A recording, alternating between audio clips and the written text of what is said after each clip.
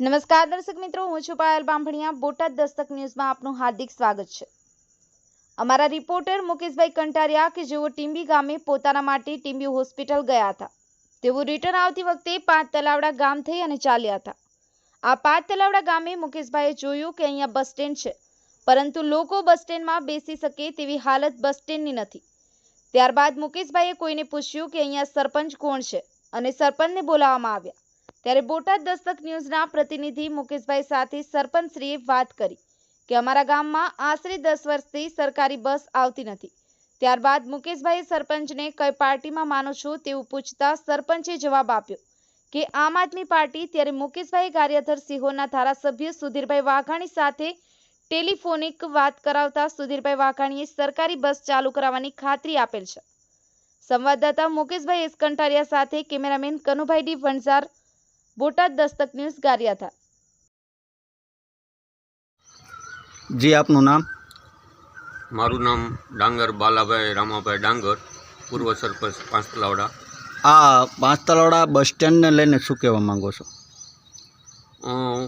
ઘણા વર્ષો અગાઉ આ બસ સ્ટેન્ડ બનાવેલ અને જે તે સમયે આ ધોળા ગારિયાધાર રૂટ ઉપર ધોળાથી ગારિયાધાર, ઉમરાળાથી પાલતાણા બસો અવરજવર કરતી અને આ બસ સ્ટેન્ડનો ઉપયોગ થતો, પરંતુ આજે બસ જ બંધ થઈ ગઈ છે તો બસ સ્ટેન્ડનો કોઈ ઉપયોગ થતો નથી અને અવાવરું પડ્યું છે।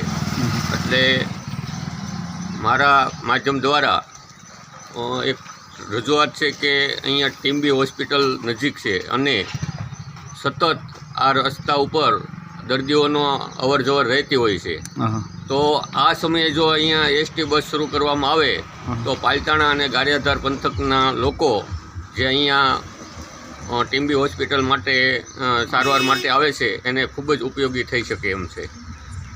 જેના કારણે અત્યારે લોકો બહાર ગામ અંતરિયાળ ગામમાંથી આવતા હોય છે અને બધે અટવાતા આવતા હોય છે, અમારા રસ્તે પસાર થાય છે અને અમને પૂછતા હોય છે કે ટીંબી ક્યાં આવ્યું છે। જો આ બસ શરૂ કરવામાં આવે તો લોકોને બહુ લાભ મળે અને દર્દીઓ અટવાય નહીં અને પોતાના સમયસર સારવાર માટે ટીંબી હોસ્પિટલ પહોંચી શકે। જી બાલાભાઈ, તમારા દ્વારા સરકારશ્રીને રજૂઆત કરવામાં આવશે કે કેમ? હા, અમે એવું નક્કી કર્યું છે કે આ રોડ ઉપર આવતા જેટલા ગામો છે એ ગામોના સરપંચો સાથે મળી અને એસટી નિયામકને રજૂઆત કરીશું કે ભાઈ અહીંયા આ રૂટમાં આ ટીંબી સુધી પહોંચવા માટે બસ સુવિધા શરૂ કરવામાં આવે।